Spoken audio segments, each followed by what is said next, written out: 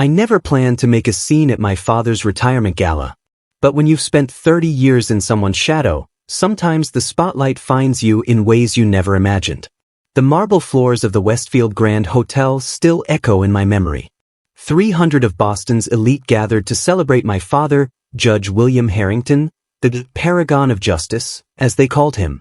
The man who sentenced criminals by day and sentenced his own son to a lifetime of inadequacy by night.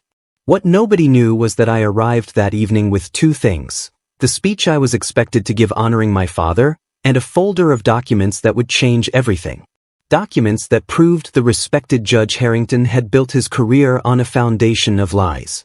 I had exactly 17 minutes at the podium. 17 minutes to decide whether to maintain the facade we'd carefully constructed as New England's most respected legal family, or to finally speak my truth. My name is Michael Harrington, and this is the story of how I destroyed my family legacy in less than 20 minutes, and how that destruction ultimately saved me. Growing up as Judge William Harrington's only son in Brookline meant carrying expectations heavier than the leather-bound law books lining our study walls.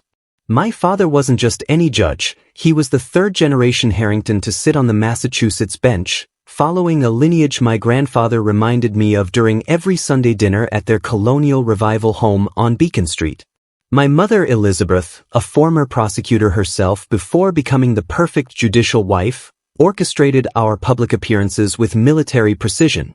Together they created the Harrington Foundation, which funded scholarships for underprivileged pre-law students, their way of giving back to the community. Every Christmas, the Boston Globe would feature us distributing gifts at children's hospitals. The perfect American legal dynasty. Behind our Georgian brick facade, reality played out differently. I was 11 when I brought home my first B+ in social studies. My father didn't yell, that would be beneath a Harrington. Instead, he calmly explained how disappointment works. Michael, mediocrity is a choice. You've chosen to be average today, so I've chosen to remove your privileges until you correct that decision. My baseball equipment disappeared for a month. During my sophomore year at Phillips Academy, Andover, I won second place in the state debate championship. When I called home, my father's response was clinical. Second place is just the first loser, son. Harringtons don't celebrate almost winning. At graduation, while other parents beamed with pride, my father nodded solemnly when I was announced as salutatorian rather than valedictorian. The summer before Harvard Law School, where I was expected to go, of course, my cousin's wedding became the stage for one of my most searing memories. Champagne flowed freely, and my father, unusually affected by the alcohol, cornered me by the bar. "You know why I push you so hard, Michael?" He straightened my already perfect bow tie. "Because you're naturally soft. Your grandfather saw it first, you have your mother's temperament. Too much empathy to be truly great." His words slurred slightly, but the precision of his cruelty remained intact. "But I'm making you stronger. Someday you'll thank me." What my father never knew was that I had already begun piecing together his carefully hidden secret. It started with an offhand comment from a retired clerk at a bar association dinner. Then, inconsistencies in the timeline of his landmark case, Commonwealth v. Donovan, the 1994 prosecution that launched his judicial career and made him a household name in Massachusetts. The grand gesture that would secure my place in the family legacy was already planned. I had spent 5 years working at the Attorney General's office, building the perfect resume. At his retirement gala, I would announce the establishment of the William Harrington Center for Judicial Ethics, funded by my own savings and pledges I'd secured from his admirers. This center would cement his reputation for generations, the ultimate tribute from a devoted son. But beneath my seat at the head table lay a manila folder containing what I had discovered about Commonwealth v. Donovan. Evidence that would unravel everything. Hey, I'm curious, where are you watching this video from? Drop your location in the comments. Is family legacy something that weighs on you too? I read every comment. The weeks before my father's gala were a masterclass in compartmentalization. By day, I coordinated with the event planner at the Westfield Grand, approving the New England-inspired menu featuring his favorite Boston clam chowder and Maine lobster. By night, I meticulously verified the contents of my manila folder, cross-referencing court transcripts with newspaper archives and interviewing anyone still alive who had connections to the Donovan case. My sister Abigail, the golden child who had followed our father's footsteps directly to the federal bench at just 38, called daily with updates. Dad wants the governor seated at table 1, not table 3, or make sure they use the Harrington family crest on the programs, not just the court seal. Each conversation ended the same way. Don't mess this up, Michael. This is your chance to finally make him proud. The morning of the gala, I stood in my apartment overlooking the Charles River, rehearsing both speeches, the public one celebrating my father's unimpeachable integrity, and the other one, the truth, which I wasn't sure I'd have the courage to deliver. My girlfriend Diane, a public defender who'd never quite won my parents' approval, watched me with concern. "You don't have to do this," she said, straightening my tie. "Either version. You could just not go." But we both knew that wasn't an option for a Harrington. The ballroom was transformed into a temple of justice, subtle scales motifs on the centerpieces, black and white photographs documenting my father's career lining the entrance hall. A who's who of Massachusetts politics and judiciary mingled during the cocktail hour. The governor, 2 senators, the attorney general, all there to pay homage. My mother intercepted me immediately, perfume masking the faint smell of the martini on her breath. "There you are. Your father's been asking for you." Her eyes narrowed at my appearance, finding some invisible flaw. "You're wearing the cufflinks I gave you, aren't you? The Harrington Shield ones." I wasn't, but I nodded anyway. Near the bar, I overheard 2 of my father's oldest colleagues, Judge Petersham and retired Des Sullivan, laughing about the old days. "Remember how Will handled the Donovan cross?" Sullivan chuckled. "Ruthless. The defendant never knew what hit him. Changed the whole trajectory of his career," Petersham agreed, raising his glass. "To justice served one way or another." They noticed me and raised their glasses higher. "To the Harrington legacy," they called out, unaware of the irony burning in my chest.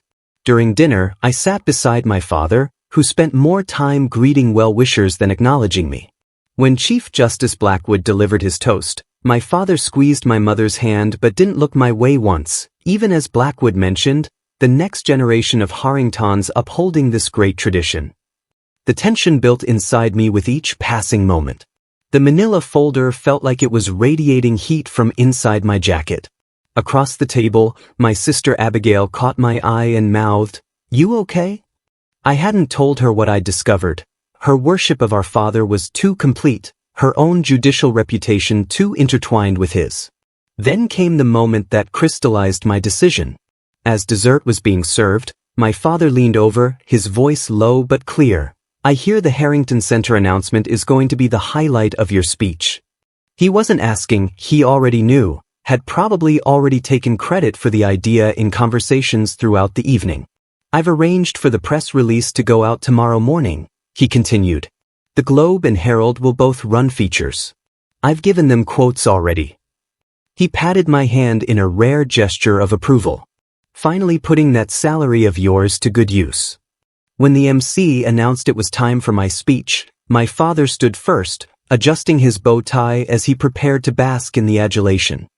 He looked at me with an expression I'd sought my entire life, expectation mixed with the closest thing to pride he could muster. "Don't forget what this family stands for," he said, straightening his shoulders. That's exactly what I was thinking as I walked to the podium, both speeches in my pocket, the folder tucked under my arm. Hey everyone! If you're enjoying this story, please hit that subscribe button and give this video a like. Help us reach our goal of 1,000 subscribers. We're so close. Every new subscriber means I can keep sharing stories like this one. The ballroom fell silent as I approached the podium. 300 faces turned toward me, judges, politicians, family friends who'd watched me grow up, reporters eager to document this perfect passing of the torch. The spotlight felt hot against my skin. "Good evening," I began, voice steadier than I felt. "For those who don't know me, I'm Michael Harrington, son of the man we're honoring tonight." Polite applause. My father nodded approvingly from his seat of honor. I had prepared heartwarming anecdotes about Dad's dedication to justice, his mentorship of young lawyers, his philanthropic work. The speech my mother had practically edited line by line. But standing there, I suddenly couldn't breathe under the weight of the lie. My father taught me many things growing up, I continued, deviating from the script. Chief among them was the importance of truth. The foundation of justice, he would say, is unflinching honesty. I saw my mother's smile falter slightly. My sister Abigail leaned forward, sensing the shift. Judge William Harrington has built his reputation on landmark cases that shaped Massachusetts law. Most notably, Commonwealth v. Donovan in 1994, the case that launched his judicial career. My father's expression remained impassive, but I noticed his hand tighten around his water glass. For those unfamiliar with the case, Joseph Donovan was convicted of conspiring to commit insurance fraud resulting in the death of 3 people. My father's prosecution was hailed as brilliant. Donovan has spent the last 29 years in prison, maintaining his innocence. A confused murmur rippled through the room. This wasn't the celebratory toast they expected. I opened the manila folder. 3 months ago, I discovered something troubling in the archived evidence from that case. My hands were shaking now. Documents that were never turned over to the defense. Documents that would have exonerated Joseph Donovan. The murmuring grew louder. A photographer's flash went off. My father stood up. "Michael," he called out, voice commanding. "This is neither the time nor place. It's exactly the time and place, Dad." My voice cracked. "I found your notes. You knew Donovan was innocent. You suppressed evidence that pointed to Gregory Wells, the son of your campaign donor." Gasps rippled through the audience. My mother's face had gone completely white. Abigail looked like she might vomit. "I've already sent copies to the current district attorney and the Innocence Project," I continued, my voice growing stronger. "Joseph Donovan should be free within weeks." My father moved toward the podium, his face a mask of controlled fury. "You have no idea what you're talking about. That evidence was inconclusive. Your own notes say otherwise," I cut in, holding up a photocopy. "Wells' confession credible but unusable. Donovan conviction necessary for judgeship appointment." "Your words, your handwriting." The room erupted. Reporters rushed for the doors, already calling their editors. The governor and attorney general huddled in urgent conversation. My mother collapsed back into her chair. I looked directly at my father, now standing frozen halfway to the podium. For the first time in my life, I saw something I'd never witnessed in him before: fear. "You taught me that Harringtons stand for justice," I said, my voice carrying across the chaos. "Tonight, I'm finally living up to that standard." I walked past him without another word, past my stunned sister, past my mother who couldn't even look at me. The crowd parted like I was contagious. As I reached the ballroom doors, I heard my father's voice rise above the din, already crafting his defense. "This is a misunderstanding, my son is confused. Those notes are being taken out of context. But the damage was done." And for the first time in my life, I felt the crushing weight of the Harrington name lift from my shoulders as I walked alone into the cool Boston night. Outside the Westfield Grand, the October air hit me like a slap. Reporters were already gathering at the entrance, but I slipped out through a service exit and flagged down a taxi on the adjacent street. As I slid into the back seat, a woman's voice called out, "Wait, can I share your cab? They're impossible to find tonight." Before I could answer, she was beside me, mid-30s, carrying a leather messenger bag, clearly in a hurry. It wasn't until we were moving that she looked at me properly. "You're him," she said quietly. "Michael Harrington. I was just inside." I braced myself for condemnation or invasive questions. Instead, she offered her hand. "Catherine Doyle, Boston Examiner. I've been investigating the Donovan case for 3 years." My world tilted again. "What?" She unzipped her bag and pulled out a thick file. "Joseph Donovan's sister hired me after their last appeal was denied. I've interviewed witnesses, tracked down the original evidence logs, but I could never access your father's personal notes." Her eyes were intense. "Until tonight." For the next 20 minutes, as our taxi crawled through downtown Boston, Catherine explained how the Donovan case was just the beginning. She had connected 3 other prosecutions where my father had potentially buried evidence, all involving defendants who couldn't afford proper representation and all resulting in convictions that advanced his career. "I need to see everything you have," she said. "And I need to know why you did it." "Why tonight?" The taxi pulled up to her apartment building in Cambridge. I should have continued home, locked myself away from the impending storm. Instead, I heard myself say, "I'll come up. There's more you should know."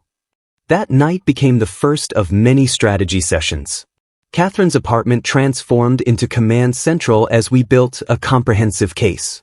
Her editor gave her unprecedented resources once the story broke. Within days, the Massachusetts Bar Association announced an investigation. The Attorney General appointed a special prosecutor to review all of Judge Harrington's cases. The family implosion was swift and absolute.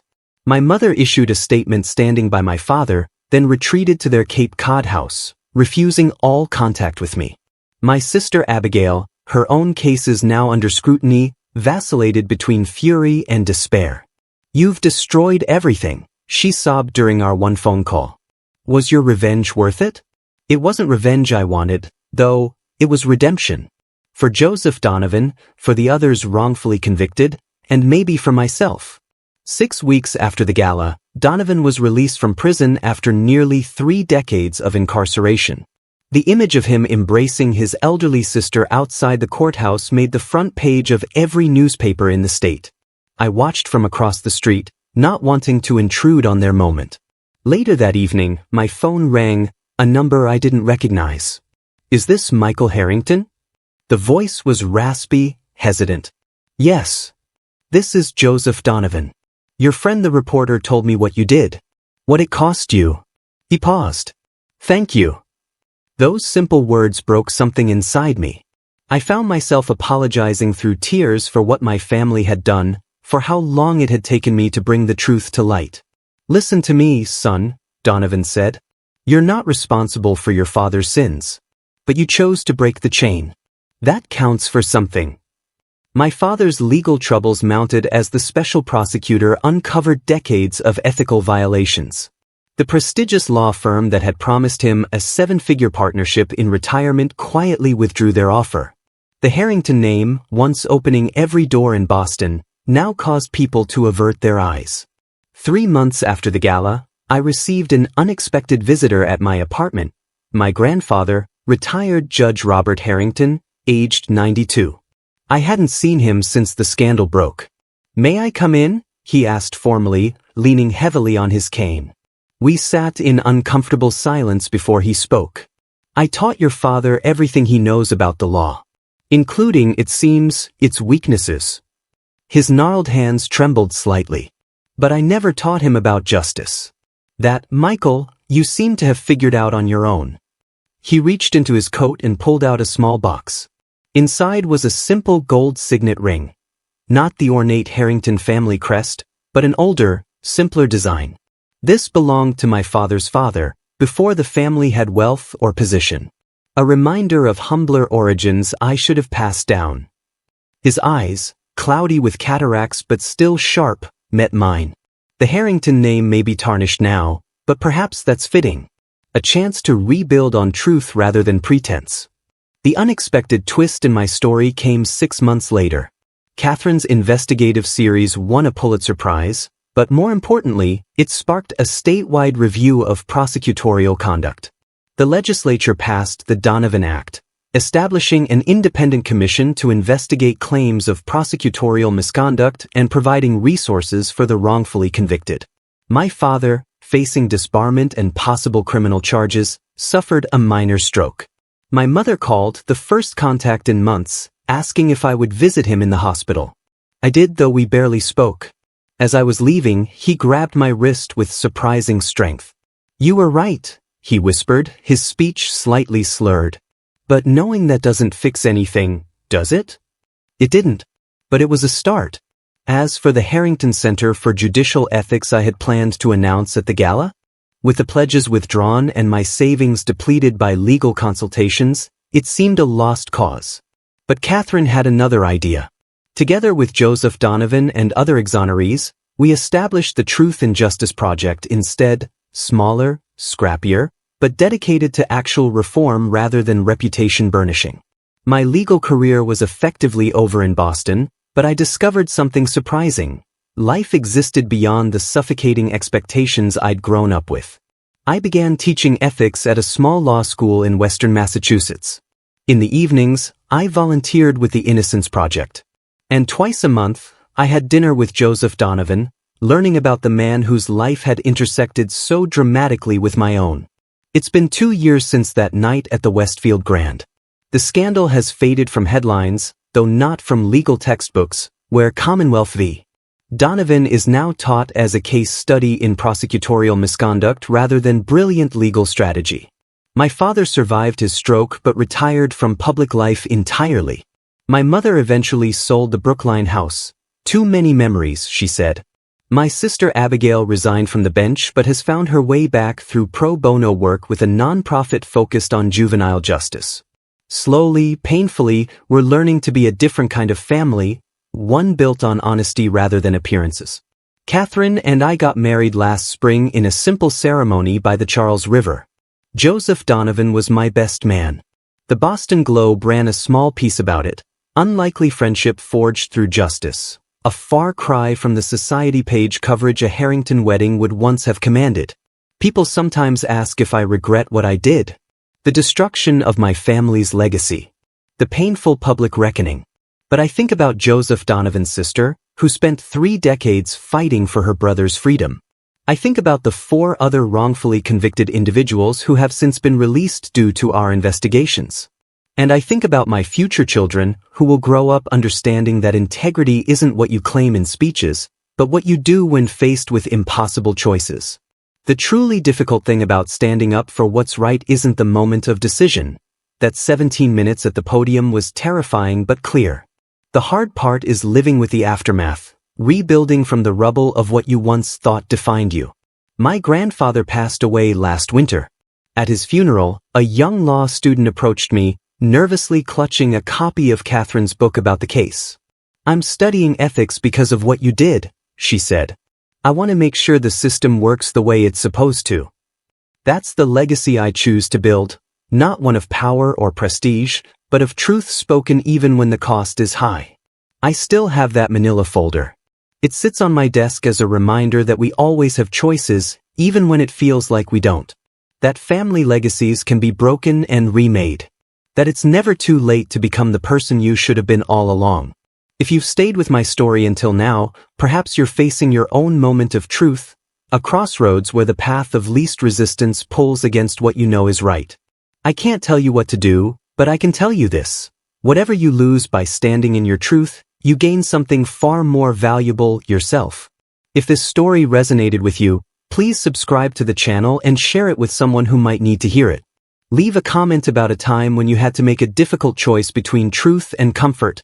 I read every comment and respond to as many as I can. And remember, sometimes the most painful moments in our lives become the doorways to our greatest purpose. Thank you for listening to my story.